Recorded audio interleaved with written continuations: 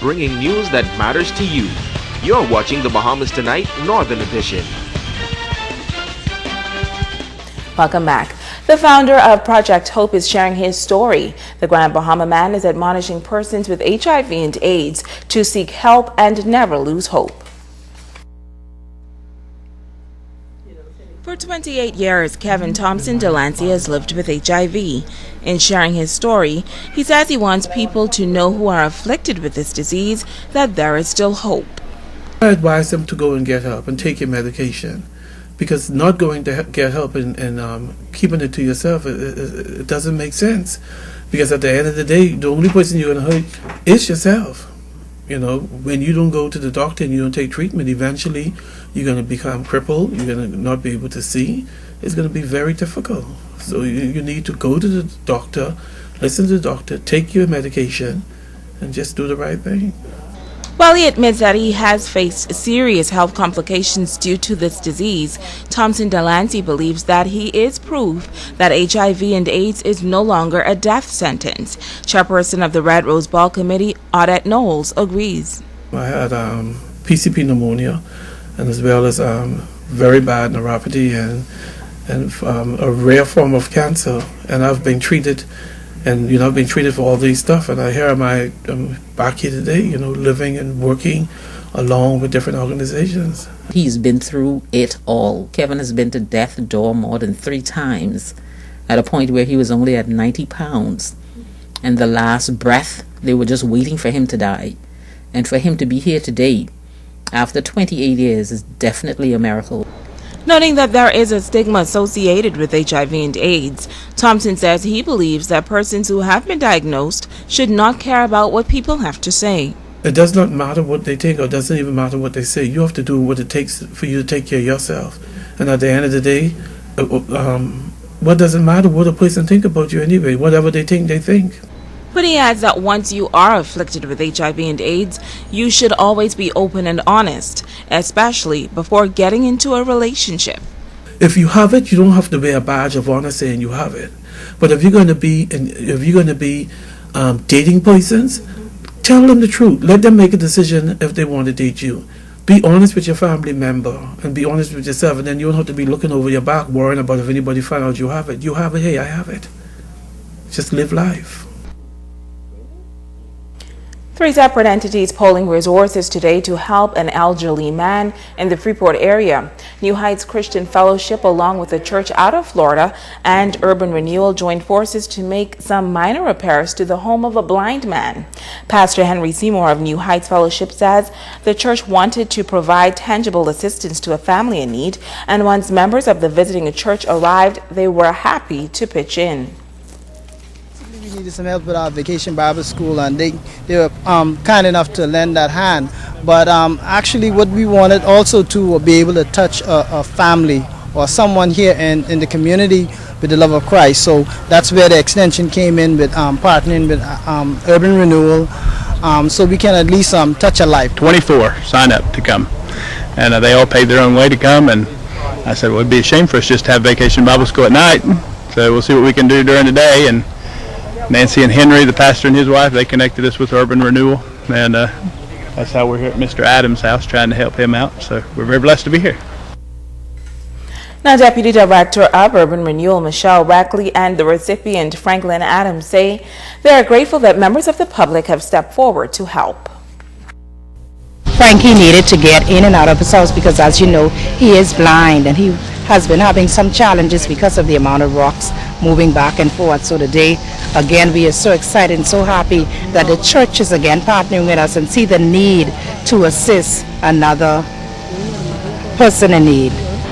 They came here and they fixed up everything, because let me tell you, this place here has some holes with some rat being in it. Well, I shouldn't say that.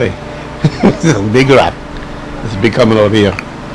And they came and they closed up all that. They fixed up my bathroom. Probably got a brand new bathroom, really. So I can't put it into words. I just appreciate what they're doing for me. Well, Well, summer is here and many parents have enrolled their kids into the local programs on the island. But tonight, local psychologist Dr. Pamela Mills is sharing this concern with parents. Because sometimes on observation, what you would find is that the little children are there. You want to ask what is going to be the ratio of child per teacher. That's really important because you don't want children to be wandering around. And we have a tendency when we hear that something is free to sign up for it and send our children, and our children flock to it. And that's all very well and good.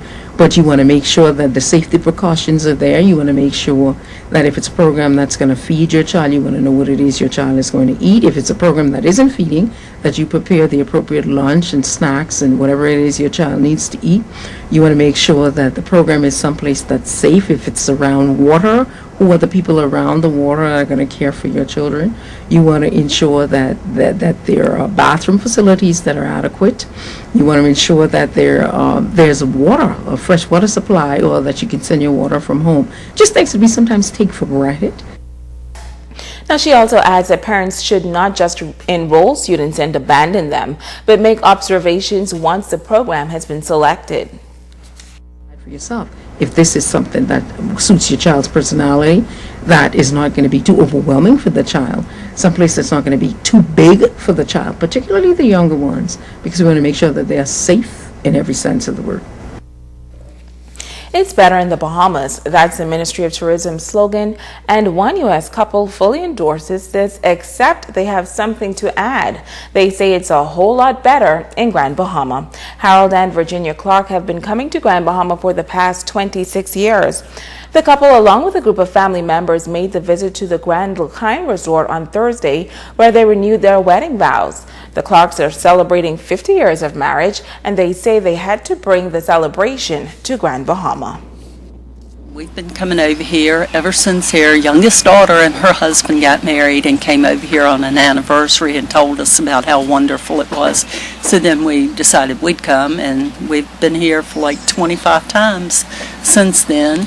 The people are just wonderful over here, friendly, warm, caring, and the food is delicious. We enjoy the people, we enjoy the ocean. So beautiful, and of course, what do you say about this hotel? It's absolutely gorgeous. But things like that keep bringing us back year after year, and get out the cold weather in the wintertime. And we just, first place we think of in Freeport, Bahamas. Now, as we told you, the Clarks are celebrating their golden wedding anniversary. As for the secret for a successful marriage, well, long time. Yes, very long time. Especially when we were told we wouldn't be together more than 6 months. They were wrong. As long as I'm saying yes ma'am and no ma'am, it's going on up to 60. What's the key? What's the key to being together? Yeah, that's it. The key to it is yes ma'am and no ma'am. What you need, dear. Just keep doing that. And so whatever she says, whatever she says, go. Whatever she says goes, and we go to church on Sundays when we're home and trust in the good Lord, and that's all we need. Amen. Yeah. That's what's kept us together all these years. God has built our family. we brought you a story in May of this year. The story of Sarah Forbes, a strong mother battling cancer since 1994 and who lost a kidney in 2009. We spoke with Forbes just days before Mother's Day, and she told us that throughout her illness, her children have been the greatest blessing in her life. Well, tonight we have some sad news to report as Forbes passed away early this morning at her home in Freeport at the age of 68. Our heartfelt condolences to the entire Forbes family. Well, that's a look at stories making news here in the North on behalf of our entire ZNS News team. I'm Ricardo Lightborn. I'm Shasheena Rolle. Have a great evening. Bye-bye.